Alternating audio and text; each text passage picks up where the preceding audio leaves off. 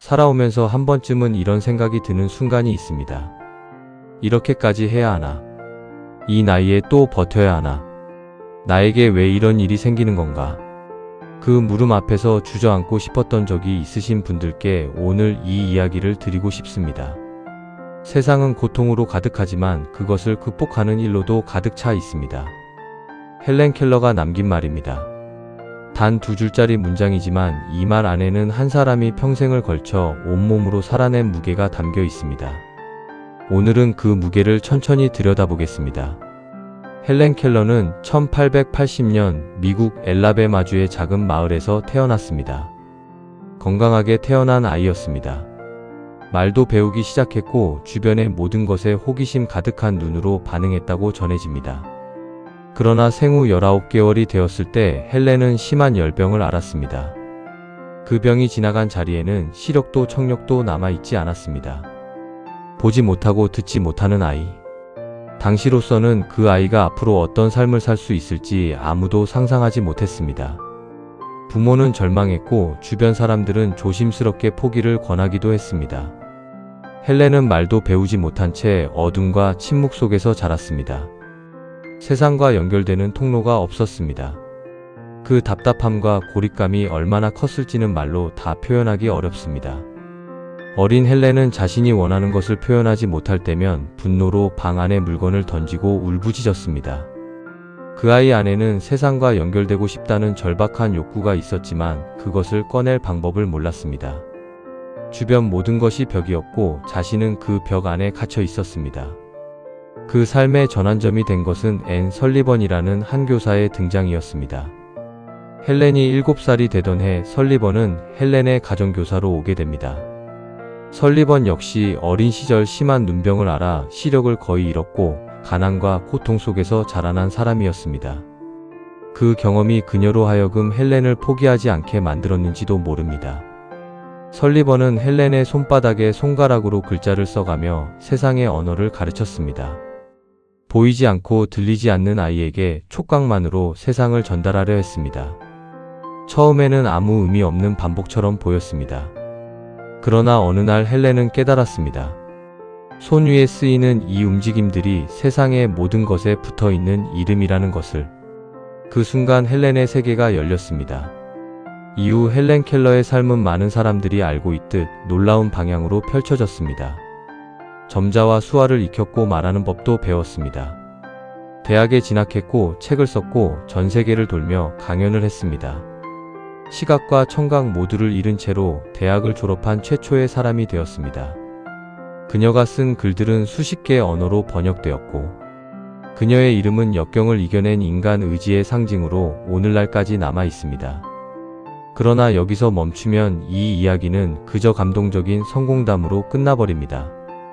오늘 우리가 주목해야 할 것은 헬렌 켈러가 무엇을 이루었는가가 아니라 그녀가 어떻게 생각했는가입니다. 그 생각이 담긴 문장이 바로 세상은 고통으로 가득하지만 그것을 극복하는 일로도 가득 차 있다는 말입니다.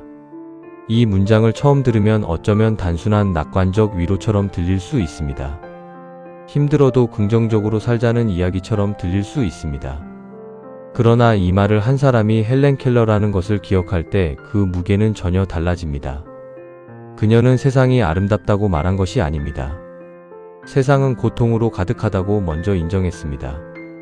보지 못하고 듣지 못하며 살아온 사람이 세상이 고통스럽다고 말하는 것은 그 어떤 철학자의 말보다 무겁습니다. 그리고 그 고통을 부정하거나 축소하지 않은 채로 그 옆에 또 다른 진실을 놓았습니다. 그것을 극복하는 일로도 가득 차 있다고. 고통을 부정하지 않고 고통을 인정한 위에서 희망을 말한다는 것.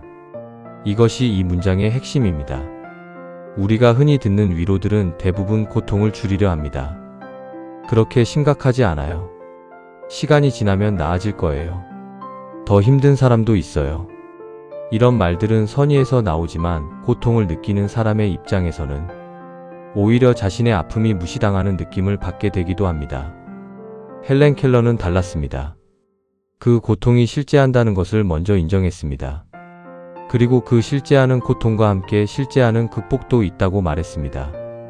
이것은 단순한 낙관주의가 아닙니다. 고통의 무게를 알고 있는 사람만이 할 수 있는 말입니다. 헬렌 켈러는 또 이런 말을 남기기도 했습니다.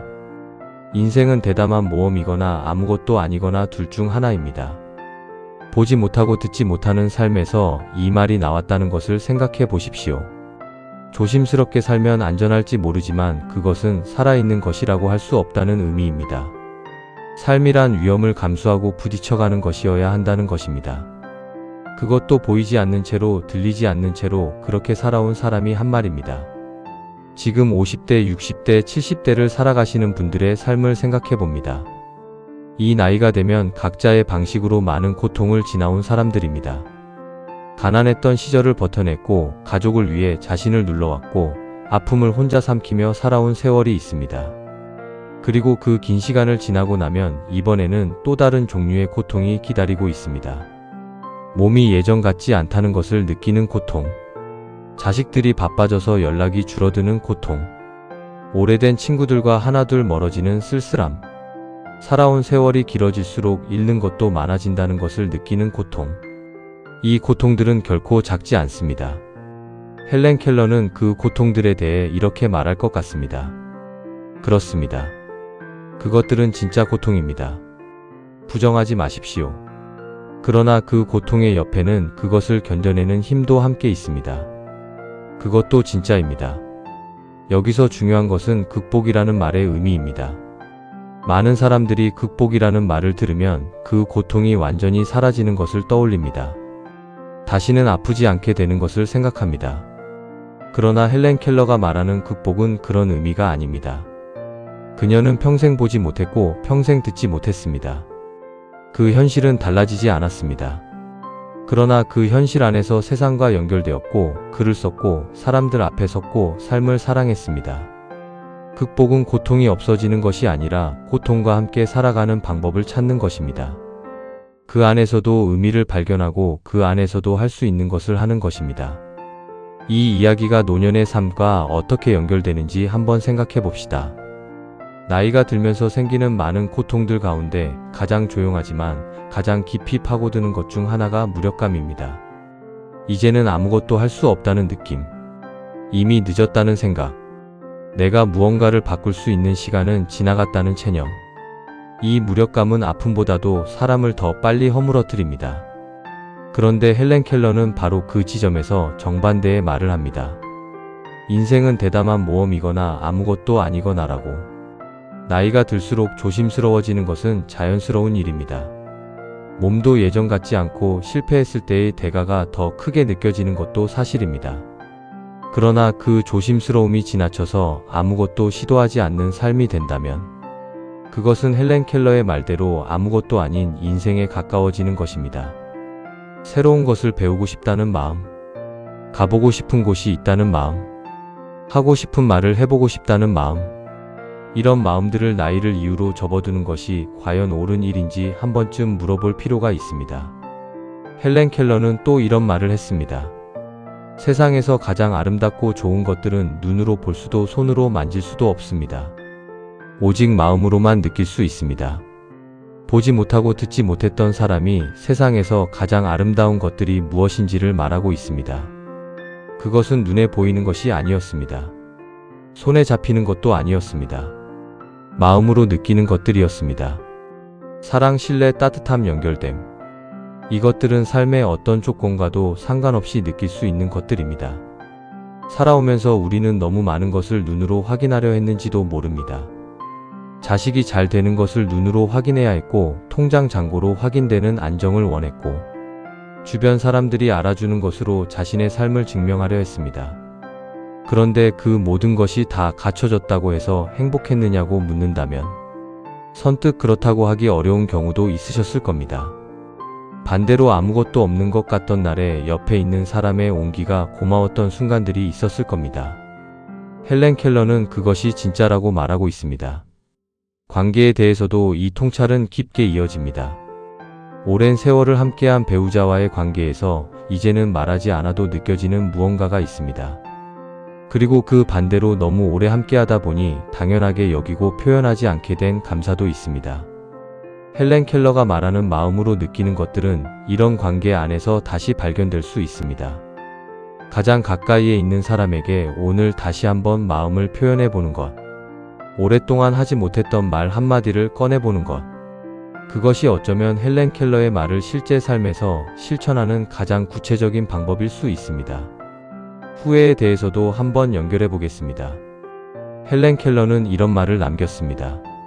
우리가 할 수 있는데 하지 않은 것들이 결국 우리를 가장 괴롭힙니다. 이 말은 살아온 세월이 긴 사람일수록 더 깊이 울립니다. 살면서 하고 싶었지만 하지 못한 것들, 말하고 싶었지만 참았던 것들, 시도하고 싶었지만 두려워서 접어두었던 것들, 그 목록이 나이가 들수록 길어진다는 것을 많은 분들이 느끼실 것입니다. 그런데 헬렌 켈러의 말은 그 후회를 탓하는 것이 아닙니다. 지금부터라도 하지 않은 채로 남겨두는 것을 줄여가라는 이야기입니다. 아직 늦지 않았다는 말은 때로 공허하게 들릴 수 있습니다. 그러나 헬렌 켈러가 그 말을 한다면 다릅니다. 보지 못하고 듣지 못하는 채로도 세상과 연결되었고, 글을 쓰고 사람들을 만나고 삶을 사랑한 사람이 하는 말이기 때문입니다. 그녀의 조건은 우리보다 훨씬 더 제한적이었습니다. 그 제한 안에서도 그녀는 가능성을 발견했습니다. 그렇다면 지금 우리에게 남아있는 가능성은 어떤 모습일까요? 헬렌 켈러의 삶은 고통이 사라진 삶이 아니었습니다. 고통을 안고 그 안에서 빛을 찾아낸 삶이었습니다. 그 빛이 특별한 재능에서 나온 것도 아니었습니다. 포기하지 않겠다는 선택에서 나온 것이었습니다. 그리고 그 선택은 어떤 나이에서도 어떤 상황에서도 할 수 있는 것입니다. 세상은 고통으로 가득하지만 그것을 극복하는 일로도 가득 차 있습니다. 이 말을 다시 한번 마음속에 새겨보십시오. 지금 여러분 삶에 있는 고통은 진짜입니다. 부정하지 않아도 됩니다. 그러나 그 고통의 옆에는 그것과 함께 살아갈 힘도 함께 있습니다. 그것도 진짜입니다. 그 두 가지가 동시에 사실이라는 것을 헬렌 켈러는 자신의 온 삶으로 증명했습니다. 오늘 이 이야기를 들으신 여러분께 조용히 여쭤보고 싶습니다.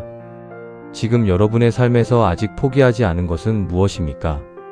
고통이 있는 자리에서 그래도 놓지 않고 있는 것이 있다면 그것은 어떤 모습입니까?